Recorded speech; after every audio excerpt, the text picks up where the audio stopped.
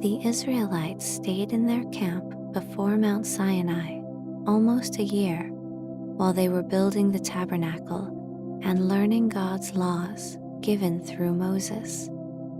At last, the cloud over the tabernacle rose up, and the people knew that this was the sign for them to move. They took down the tabernacle and their own tents and journeyed northward toward the land of Canaan for many days, led by the pillar of cloud by day and the pillar of fire by night. At last they came to a place just on the border between the desert and Canaan called Kadesh, or Kadesh Barnea. Here they stopped to rest, for there were many springs of water and some grass for their cattle.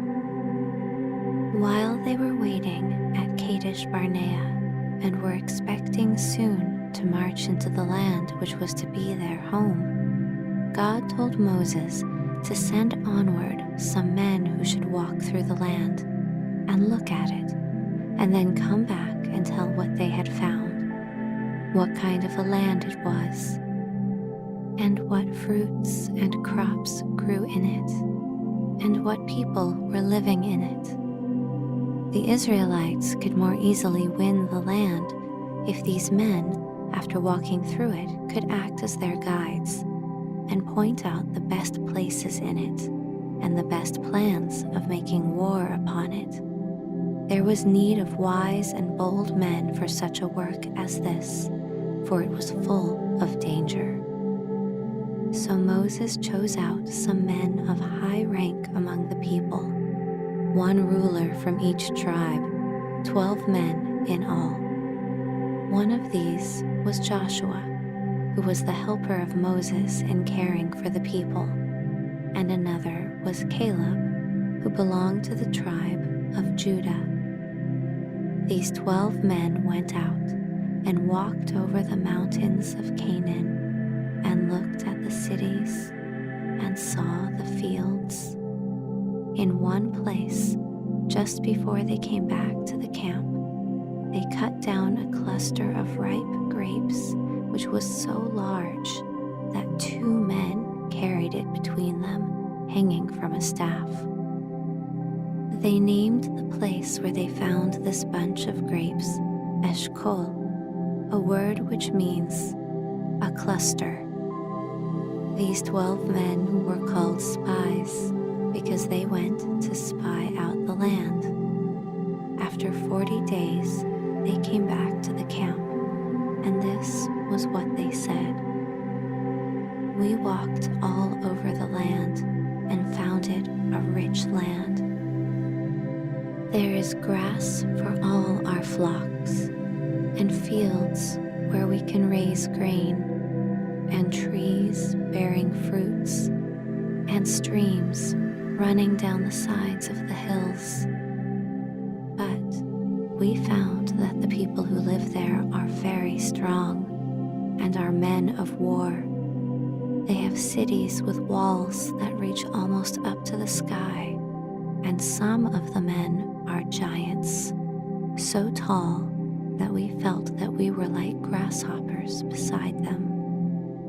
One of the spies, who was Caleb, said, "All that is true, yet we need not be afraid to go up and take the land. It is a good land, well worth fighting for. God is on our side, and he will help us to overcome those people." But all the other spies, except Joshua, said, "No, there is no use in trying to make war upon such strong people. We can never take those walled cities, and we dare not fight those tall giants." And the people, who had journeyed all the way through the wilderness to find this very land, were so frightened by the words of the 10 spies that now, on the very border of Canaan, they dared not enter it. They forgot that God had led them out of Egypt that he had kept them in the dangers of the desert, that he had given them water out of the rock, and bread from the sky, and his law from the mountain. All that night, after the spies brought back their report, the people were so filled with fear that they could not sleep. They cried out against Moses and blamed him for bringing them out of the land of Egypt. They forgot all their troubles in Egypt, their toil and their slavery, and they resolved to go back to that land. They said, "Let us choose a ruler in place of Moses, who has brought us into all these evils, and let us turn back to the land of Egypt." But Caleb and Joshua, two of the spies, said, "Why should we fear? The land of Canaan is a good land. It is rich with milk and honey. If God is our friend and is with us, we can easily conquer the people who live there. Above all things, let us not rebel against the Lord or disobey him and make him our enemy." But the people were so angry with Caleb and Joshua that they were ready to stone them and kill them. Then suddenly the people saw a strange sight. The glory of the Lord, which stayed in the Holy of Holies, the inner room of the tabernacle, now flashed out and shone from the door of the tabernacle in the faces of the people. And the Lord, out of this glory, spoke to Moses and said, "How long will this people disobey me and despise me? They shall not go into the good land that I have promised them. Not one of them shall enter in, except Caleb and Joshua, who have been faithful to me. All of the people who are 20 years old and over it shall die in the desert, but their little children shall grow up in the wilderness. And when they become men, they shall enter in and own the land that I promised to their fathers. You people are not worthy of the land that I have been keeping for you. Now turn back into the desert and stay there until you die. After you are dead, Joshua shall lead your children into the land of Canaan. And because Caleb showed another spirit and was true to me and followed my will fully, Caleb shall live to go into the land and shall have his choice of a home there. Tomorrow, turn back into the desert by the way of the Red Sea." And God told Moses that for every day that the spies had spent in Canaan looking at the land, the people should spend a year in the wilderness, so that they should live in the desert 40 years instead of going at once into the promised land. When Moses told all God's words to the people, they felt worse than before. They changed their minds as suddenly as they had made up their minds. "No," they all said, "we will not go back to the wilderness.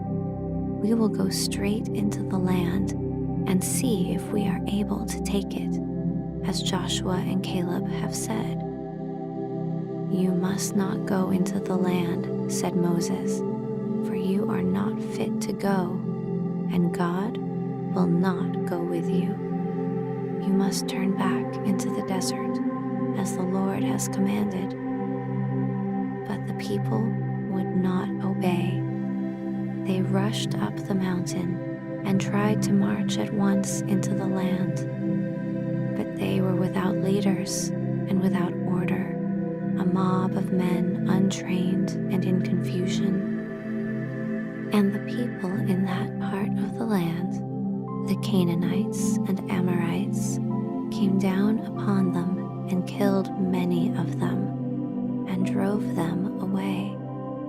Then, discouraged and beaten, they obeyed the Lord and Moses and went once more into the desert. And in the desert of Paran, on the south of the land of Canaan, the children of Israel stayed nearly 40 years, and all because they would not trust in the Lord.